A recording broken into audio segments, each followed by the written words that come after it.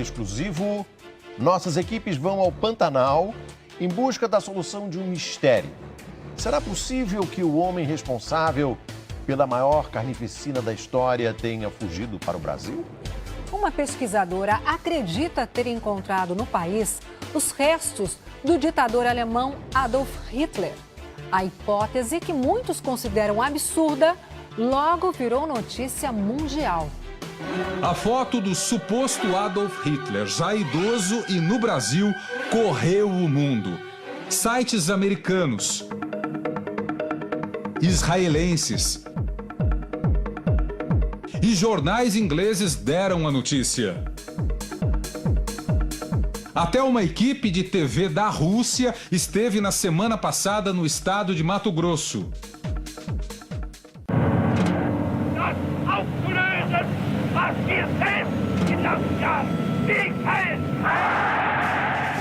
O homem que conduziu a humanidade para um dos capítulos mais cruéis e dolorosos da história. Teria ele atentado contra a própria vida, quando se viu cercado por tropas russas, como diz a versão oficial dos fatos? Talvez não. O chefe do regime nazista Adolf Hitler teria mesmo se matado aos 56 anos, numa fortaleza em Berlim? Ou morreu com idade avançada, como tantos outros alemães que vieram para a América do Sul depois da Segunda Grande Guerra? Uma dose de veneno combinada com um disparo letal deu mesmo cabo do todo-poderoso ditador alemão há 69 anos? Ou há indícios de que Hitler tenha vivido e morrido aqui no Brasil? Em algum lugar do mundo ele morreu. Então, por que não aqui? Para entender que história é essa, o Domingo Espetacular foi até uma cidade de pouco mais de 10 mil habitantes, quase dentro do Pantanal. Nossa Senhora do Livramento fica a 60 quilômetros de Cuiabá. Ali só se fala da suspeita levantada pela professora Simone. Pode ser verdade, sim, porque o povo comenta, né? Onde há fumaça, há fogo, há fogo, né? A suspeita da professora começou em Livramento mesmo, há 10 anos. Simone é formada em educação artística e ouviu um punhado de relatos a respeito de uma figura misteriosa. Trata-se do homem que aparece nesta foto ao lado da mulher 55 anos mais nova. Ela se chamava Ana Luísa de Campos, ou simplesmente Dona Cutinga. E o nome dele? Adolfo. Nesta casa aqui moram duas pessoas que conheceram bem o alemão. Dona Isabel Severina de Campos, mais conhecida como Dona Nena, e seu Manuel, o marido. Dona Nena era irmã mais nova de Dona Cutinga. Ela e seu Manuel conviveram com o Adolfo durante os últimos 5 anos da vida dele. O cunhado não era uma das pessoas mais simpáticas do mundo, lembra a dona de casa de 63 anos. Como que era o seu cunhado? Não era bem de conversa, não. A senhora gostava dele? Eu não. Por que não? Porque eu era sério demais. Seu Manuel também não morria de amores pelo homem que se casou com a cunhada. Mas não tinha, assim, amizade para estar conversando, saindo, andando, assim, para a rua. Adolfo era profundamente desconfiado, diz Dona Nena. Ele não gostava que a gente ia na casa dele. Ah, ele não gostava de visita, então? Não. Quando a gente ia, ele ia atrás da gente. A senhora acha que ele tinha algum medo de que mexessem nas coisas dele? Uhum. Mas que coisas? Eu não sei. Adolfo, um brasileiro ou um alemão? De onde ele veio? Por que falava pouco e não gostava que os outros mexessem nas coisas dele? Qual era o verdadeiro nome dele? Seu Manuel costumava tratar o cunhado pelo suposto sobrenome. Um chamava de Adolfo, outro chamava de Liping, né? Liping. Chamava só de Liping. Seria o sobrenome dele, né? Pô, eu acho, né? Para a professora Simone, todo mundo pronunciava de forma errada o sobrenome de Adolfo. O correto seria Leipzig. E Leipzig seria um sobrenome de fantasia, inventado por alguém com algo a esconder. Eu descobri, através de um estudo com uma pessoa, que ele falava que o sobrenome dele era uma homenagem a um grande admirador dele, que era Sebastian Bach. E aí, Sebastian Bach, ele foi enterrado em Leipzig, uma cidadezinha pequena. E também na praça de Berlim, onde ele tinha sede do Partido Nazista, também era a Praça Leipzig. Então, se era uma homenagem a Bach, só podia ser a cidade que ele foi enterrado, a cidade de Leipzig.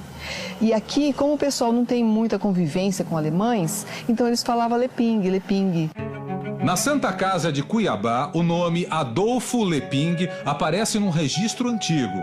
Nós fomos até lá e localizamos o prontuário.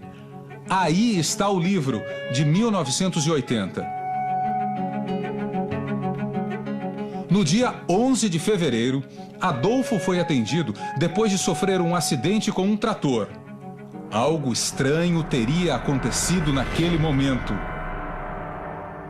Ao dar entrada no hospital, uma enfermeira teria negado atendimento a Adolfo, segundo o relato de uma testemunha ouvida pela professora Simone. Ela falou: esse homem é sanguinário, tira esse homem daqui. Ele matou muita gente e eu não quero ver esse homem aqui. Então ela reconheceu ele imediatamente. Este é o homem que diz ter testemunhado o ocorrido. É seu Altair, que mora hoje em Rondônia. Eu falei: doutora, mas esse homem hoje não mata nem uma formiga. E nós não estamos pedindo, está tudo pago, centro cirúrgico pago, é para atender. Né? Aí que ela liberou ser atendido. Aí foi atendido, a operação foi muito bem sucedida, tá? Com 7 dias saiu do hospital. A enfermeira que teria se recusado a atender Adolfo já morreu. Na Santa Casa não há mais ninguém daquela época para confirmar a história. O fato é que Adolfo foi operado e recebeu um espiral metálico, como este, para fixação dos ossos da perna e da bacia. Até aquela data, Adolfo vivia numa fazenda. Os donos da terra eram alemães. Ele se identificava como tratorista. Recém-operado, ele se mudou para a cidade e encontrou alguém que tomasse conta dele. É nesse momento que Adolfo conhece Dona Cutinga, com quem passaria a viver na condição de marido. Depois do acidente com o trator, Adolfo passou a trabalhar como vigia de um posto de gasolina. O posto, Itália, não existe mais. Sobrou apenas a estrutura de metal. Aqui, Adolfo era mais conhecido pelo apelido Alemão Velho. Seu Euclides era frentista do posto, que ficava bem na rotatória de acesso à cidade. O velho Adolfo era mesmo uma pessoa muito misteriosa, ele confirma. Não dava muita conversa também para ninguém, não. Gostava muito de estar conversando. Durante a conversa, seu Euclides nos revela outra faceta curiosa daquele estranho senhor. Adolfo ganhava um trocado consertando armas e rádios. Consertava, ele entendia de arma, de rádio. Você levava lá para ele consertar, ele consertava. Arma e rádio? É, um rádio, uma arma, ele era daquele cara que entendia desse tipo de coisa. Conhecedor de rádios e armamento. Reconhecido como Adolf Hitler no hospital. Desconfiado até com os parentes. E sempre rodeado de alemães, como o Sr. Fritz, um novo personagem que entra nessa história. Adolfo foi um tratorista que se acidentou. Depois ganhou a vida como vigia de posto. Será que a professora está certa? Onde Hitler morreu e onde ele foi enterrado? Pode ser em Livramento. E eu creio sim. Se soubesse que era ele, mandava matar aqui. Não fala besteira. Pela primeira vez, o senhor Fritz senta para falar sobre esse assunto. Até porque ele foi pego de surpresa. Padre? Boa tarde. Ô padre, como é que você está? Tudo bem? Fala, boa tarde. Prazer, Vinícius. Nós somos da TV Record. Tudo bem? Como que você está? Tudo bem?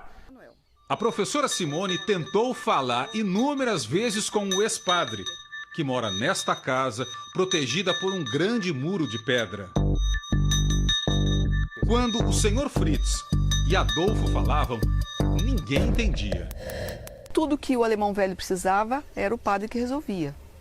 E eles só falavam em alemão entre eles. Então o padre era muito íntimo e eu achei interessante que ele veio justamente depois do acidente, sabe? Para dar uma cobertura para o alemão velho. Ele inventou uma história que se promovia a custo desse coitado. Inventou uma história besta, sem cabeça, sem rabo. O ex-padre, hoje casado e com uma filha de 24 anos, aponta 2 motivos para desconstruir a suspeita da professora. Número 1, o sotaque. Adolfo, segundo o Sr. Fritz, falavam alemão de maneira diferente. O Hitler era austríaco. E a gente tinha um sotaque bem forte austríaco, que falava assim meio como um milico, meio assim.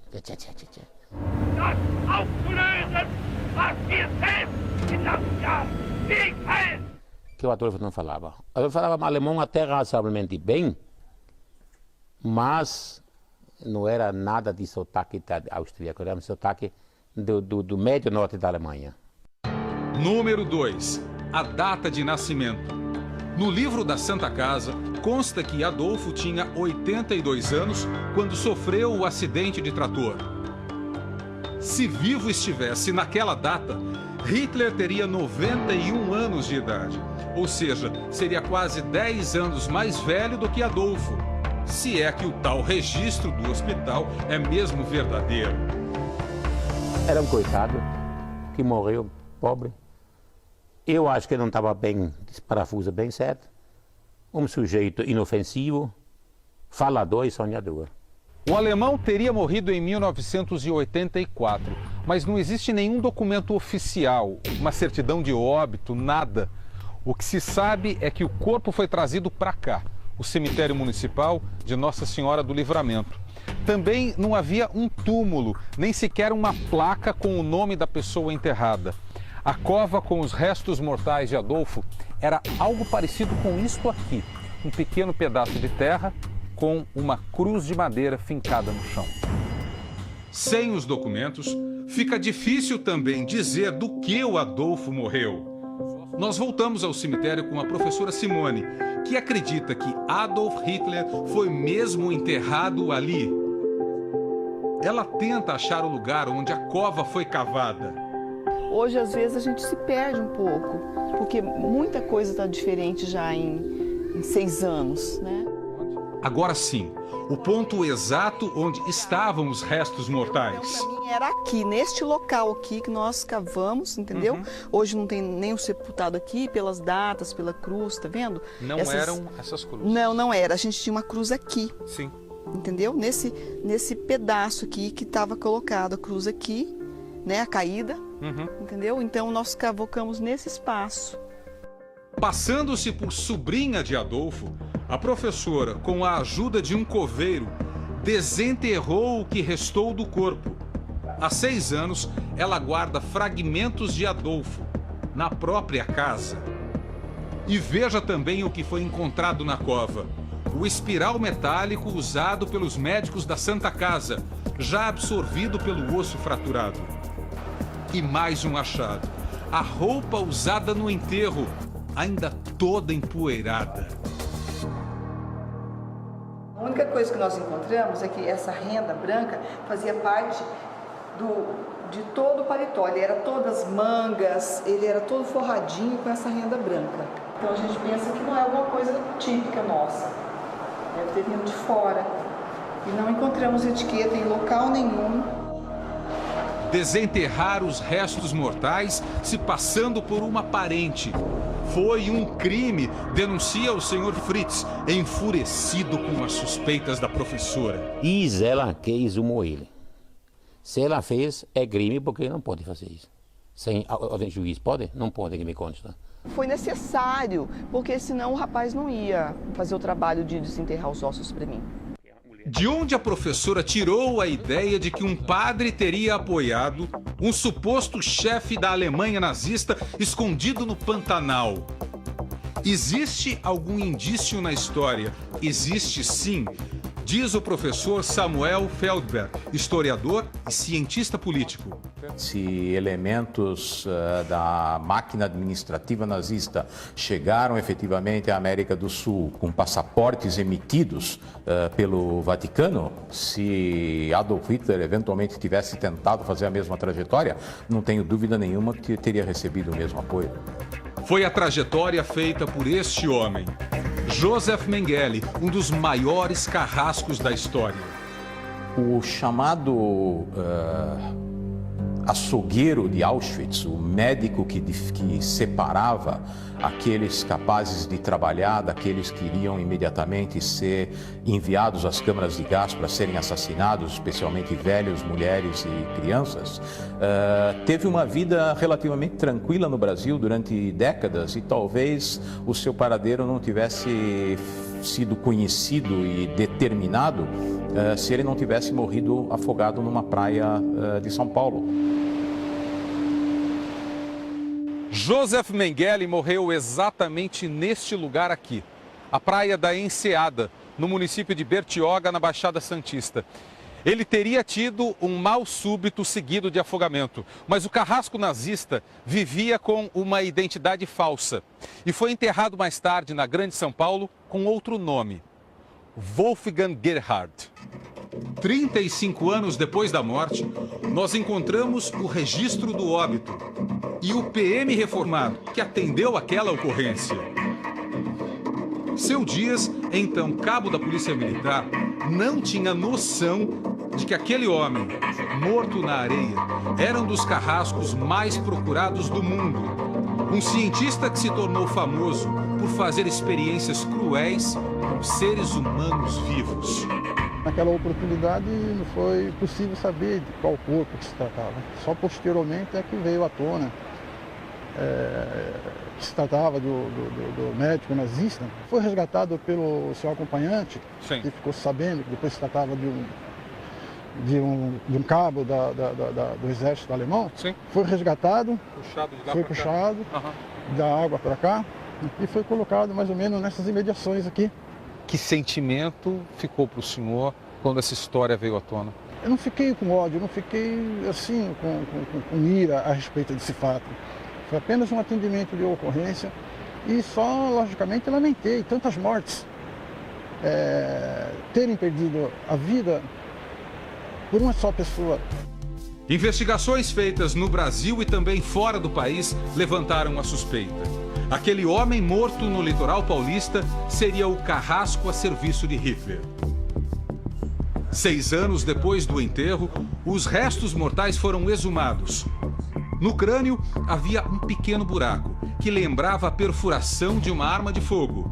Isso chamou a atenção da equipe do Dr. Badan Palhares, da Unicamp, a Universidade de Campinas. Como não havia na época o exame do DNA, o médico legista optou por um recurso trabalhoso: a reconstituição facial do cadáver.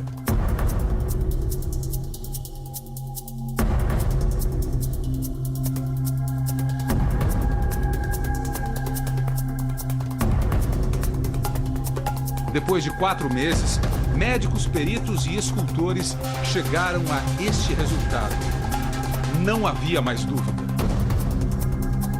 Nós nos baseamos em dados cientificamente comprovados na elaboração de uma reconstituição facial e a nossa certeza era absoluta.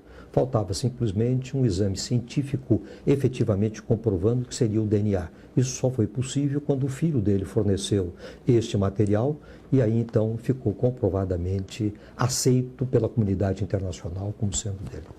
Se um médico torturador escapou vivo da Alemanha, por que não ele, o grande mentor do regime nazista? Hitler se matou mesmo quando se viu derrotado e sem saída? Ou teria forjado o suicídio para fugir sem levantar maiores suspeitas? Em Israel, o correspondente Herbert Moraes ouviu dois dos maiores especialistas em nazismo do mundo. O brasileiro Avraham Milgram defende a tese de que Hitler se matou e que os ossos dele foram encontrados por soldados russos. Ele e a amante dele, Eva Braun, se suicidaram e os ajudantes pessoais de Hitler e outras pessoas que estavam no próprio bunker retiraram o corpo de ambos, levaram para o jardim da chancelaria, num momento muito dramático, pois a cidade estava sendo bombardeada pelos soviéticos que já tinham entrado na cidade de Berlim, e os corpos foram colocados no jardim e foram regados a gasolina e os corpos foram queimados. Mas este professor israelense da Universidade Hebraica de Jerusalém diz: Hitler pode ter fugido para a América do Sul. O elemento mais realista, ele afirma, é o fato histórico de que muitos criminosos nazistas tiveram êxito em fugir para a América Latina, principalmente para a Argentina e alguns para o Brasil e Paraguai. Mengele e outro nazista, Adolf Eichmann, também entraram no continente sul-americano pela Argentina. Depois que Eichmann foi preso pelo Serviço Secreto de Israel, Mengele fugiu para o Paraguai e, mais tarde, para o Brasil.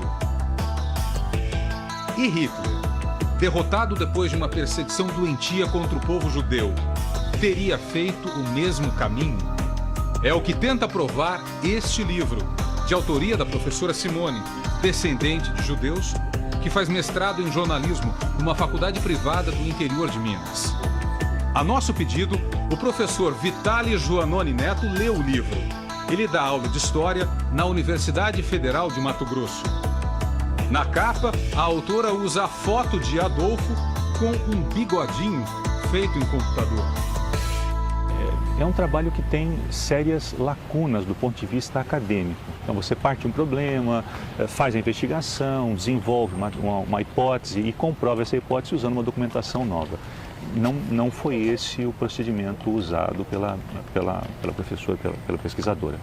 O homem que não suportava fumantes, fumava. Obcecado pela pureza da raça, e se casou com uma brasileira típica. Seria mesmo Hitler?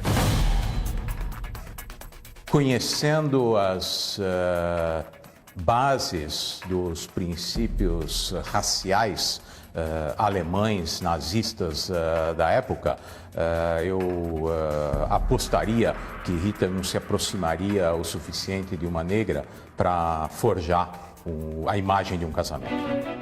Apesar da desconfiança dos historiadores, a professora insiste. Quer comparar o DNA de Adolfo com o material genético de algum parente de Hitler. Segundo a versão oficial, o corpo de Hitler foi destruído pelos soviéticos. Não se tem conhecimento de que ele tenha tido filhos. Mas há um sobrinho neto dele vivo. Seria o parente mais próximo. Hitler teve apenas uma irmã que não morreu ainda na infância, Paula. Ela faleceu em 1960. Cruzar o DNA de duas pessoas já mortas não teria grande validade, diz a doutora. A gente não tem o DNA do Hitler, né? Então, o que a gente pode saber? Se esse sobrinho, esse parente que está em Israel, é parente da ossada, né, do DNA que foi extraído da ossada aqui desse lugar no Brasil, né? Agora, daí garantir que se trata de Hitler, aí são outros 500. E se os exames comprovarem que este homem não era Adolf Hitler? Quem seria então aquele senhor misterioso de que se tem uma única foto? Como foi a vida dele antes de ser tratorista no Pantanal? Ele tinha algo a esconder? Afirmar que Adolf Hitler é absolutamente temerário. Seria uma maravilhosa, uma deliciosa história de ficção. Talvez tenham produzido um ótimo livro de ficção, quem sabe, mas de história provavelmente tem muito pouco.